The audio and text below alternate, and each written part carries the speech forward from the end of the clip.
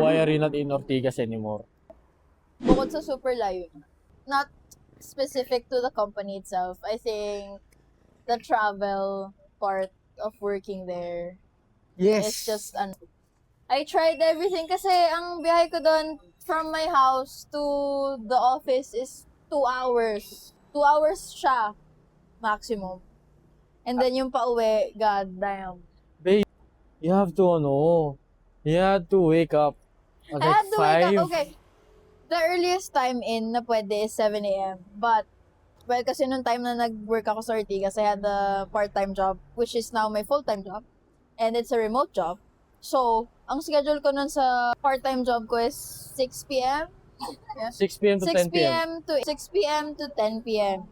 So, meaning, I had to finish my work sa Ortigas in like 5 p.m. in the afternoon. Which meant, I need to get up at 5:30 and get out of the house before 6 a.m. Yes. Para lang makaabot ako sa earliest time in the Ng 7 a.m. 8, 9, 10, 11. Ang hirap 4. kasi. Yeah. It's so bad kasi pag na-late lang ako nakalis sa bahay, let's say umalis ako ng 6:30, wala na, late na ako. If you're a commuter, you know this. Para malate ka lang ng konting minuto, exponential na yung difference in Yes, the travel road time. is, Manila traffic is bad and it's Like, fucking... malate ka ng alis ng 5 minutes. That could mean what? An hour late to 30 minutes late, whatever. Like, transportation in the Philippines is so bad. Yung main reason. Yeah. And then, There are other reasons though. other reasons is, we're not naming anything or anyone, but wala kasi the mere fact na, yun nga, super iksi na ng time ko and sobrang gipet sa time. Tapos ito pang office ko nun, diba, office hours supposed to be 8 hours. Ewan ko, sa Pinas lang naman ganun eh. Hindi okay. paid yung break time na 1 hour. Sa Pinas lang lang ganun ganun. yata. Or maybe there are other countries, right? But Commonly, it's just in the Philippines.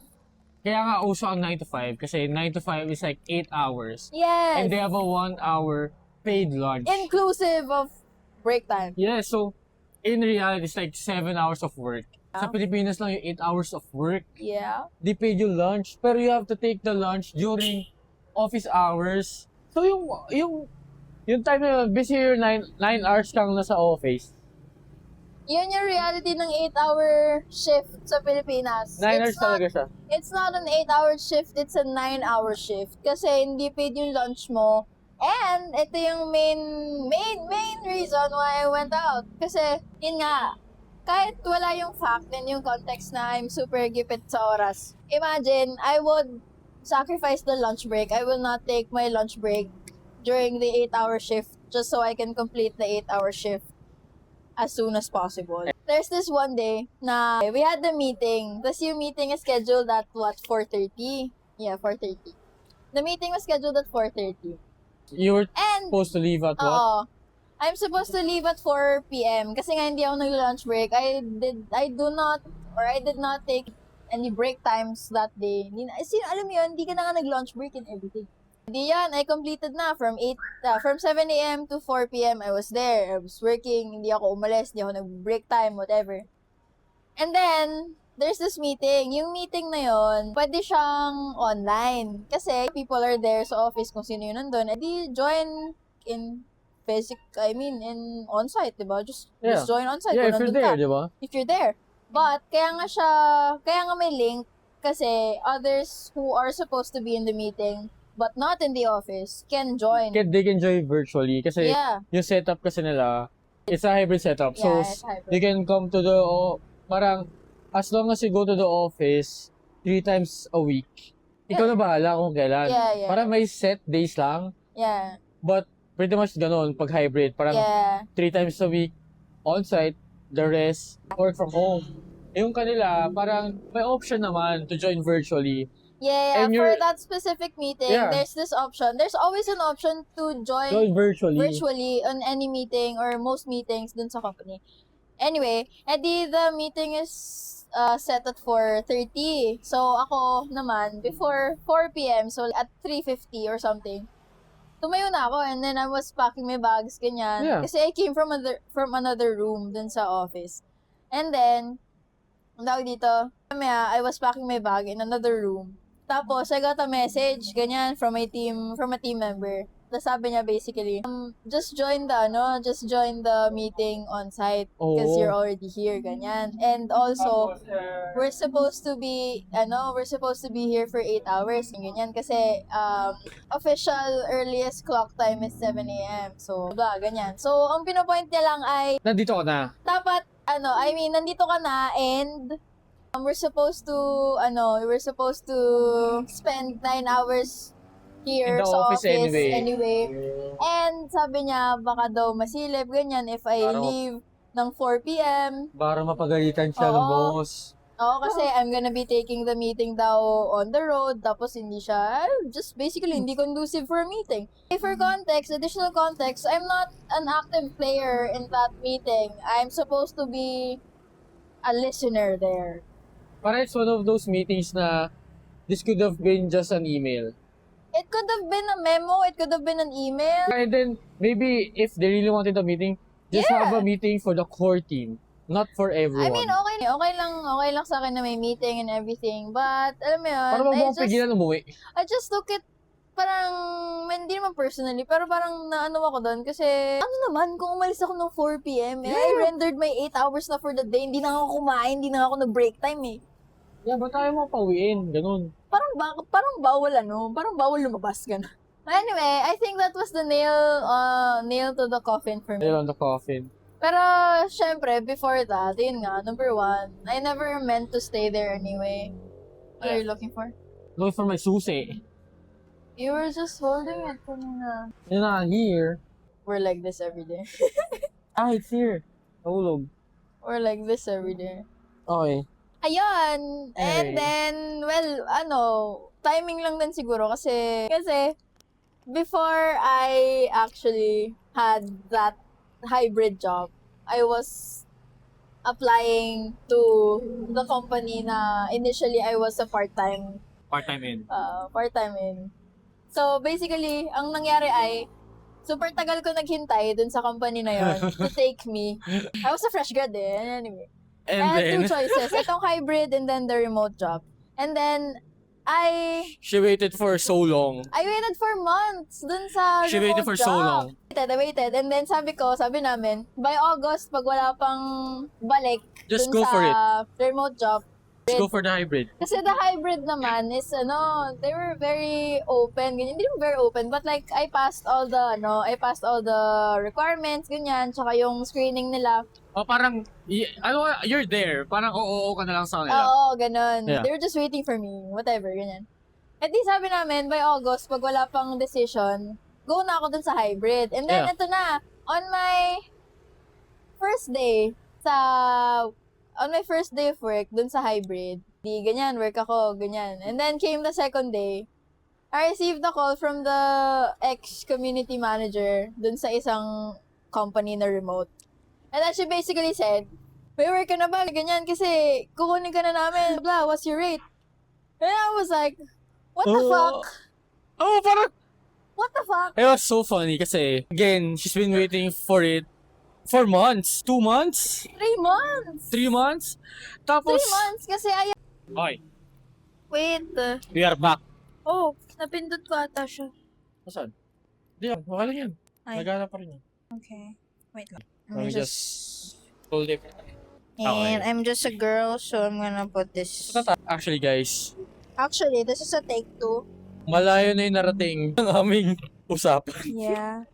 But okay, for the sake of completing the story, Yes. yun nga. So, there's a meeting ng 4:30 that afternoon. And then, I was packing my bags ng around 3:50 kasi I was meaning to leave at 4.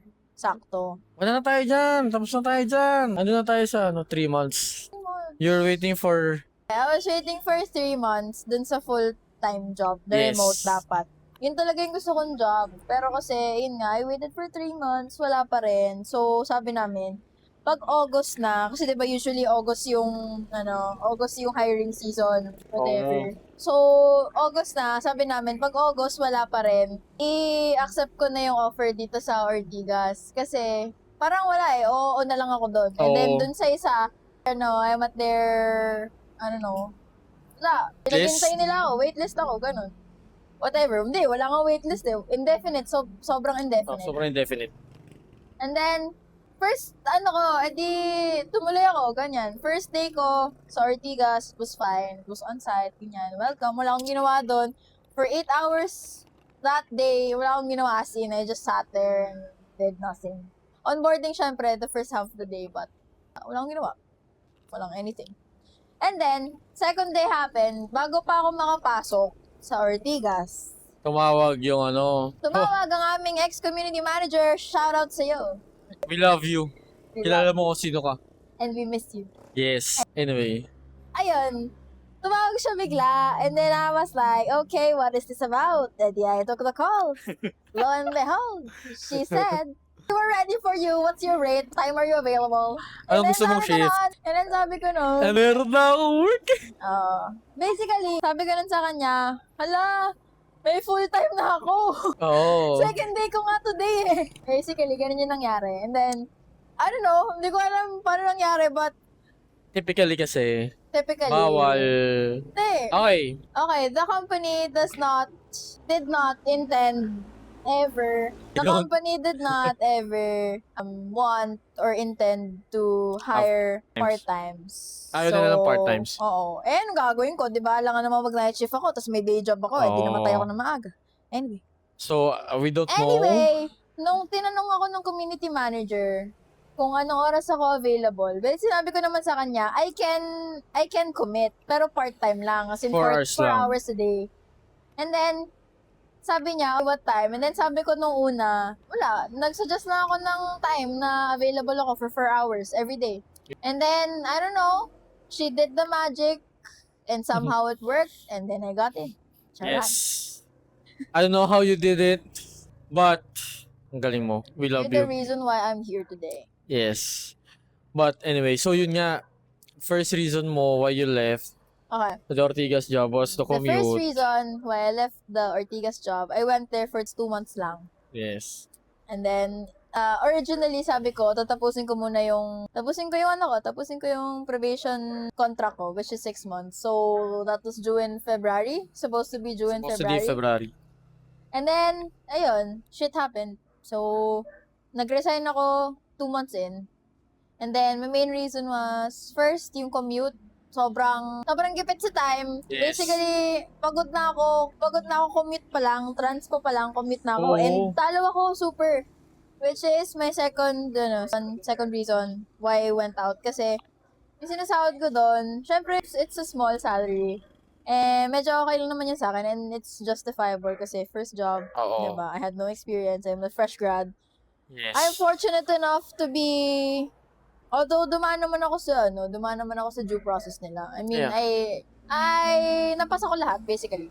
And ayun nga, yung sinasahod ko doon, alam mo yun, kahit wala kang binubuhay, parang somehow hindi ko nararamdaman Di yung talaga. sinasahod ko. Kasi syempre, Pinas yun, so quincenas yun. Oh. So, 15th and then 30th, half ng payroll mo and then half ng Yep. payroll mo at the end of the month. Somehow, hindi ko siya nararamdaman. As in, ang dumadating lang sa akin, syempre, nakakaltasan pa yun because of the benefits and everything. Hindi ko siya talaga nararamdaman. And then, dumating yung time na I was sick for a week. Literal, wala akong boses doon. And kahit bulong, wala. Anyway, So, she didn't, di siya pumasok the following yun week. yun yung last week ko before I resigned. Yes. That was the last week. Tapos it was so bad kasi I'm supposed to be in the office for 3 days on site and then 2 days work from home. Tapos nung week na yun, since I was sick, I was work at home 5 days. So that whole week I was, Work from home siya that whole week. yes. And then the following I'm week. thankful naman na may ganong option. Basically, parang ano lang, babawiin mo yung times na dapat on-site ka. Oh, so Very man. flexible naman. But, yun kasi parang dun nag-sink in sa akin na, oh nga, what about the days like this? Oh. Anong gagawin ko, di ba? So, nalang ko pupulutin. Okay. Anyway, so yun nga, first reason is the transpo, super hirap. Sobrang, I don't know, unfair. Ang hirap kaya mag-commute. Mahirap ang commute, as in. Second is yung sinusweldo ko, hindi ko nararamdaman. Kasi 50% of that napupunta sa transpo. And then, the rest, wala, panggastos ko for the day. And then, iba ko pang binibili, ganyan. Kasi diba, syempre, kahit naman Para naman medyo sahod ko yun eh, di ba? kahit naman anong tipid mo, di ba, gagastos ka? Oo. Saka, it's money. You're supposed to spend. Oo, yun nga eh. So, yun, wala akong naiipon. Yun nga eh, wala na akong naiipon. Hindi ko pa siya nararamdaman. Alam mo yun? Yeah. Kasi iba yung wala kang naiipon kasi ka ng gastos. Eh, I was, nagtitipid na nga ako eh. Nagtitipid na ako nung lagay na yun, tapos di ko pa rin siya nararamdaman. Anyway, tas ano pa? Third reason siguro, what my third reason? Hindi yung original choice mo. I was never meant to stay there. Yeah. Parang ang initial plan ko and the original plan was to just complete the probation Yeah. contract, which is 6 months. And then after that, I'm Alis out. na, yeah. Wala eh. Ang paaga. Super Pagod aga. kasi. Okay. Napagod ako eh. And I was like, alam mo yun,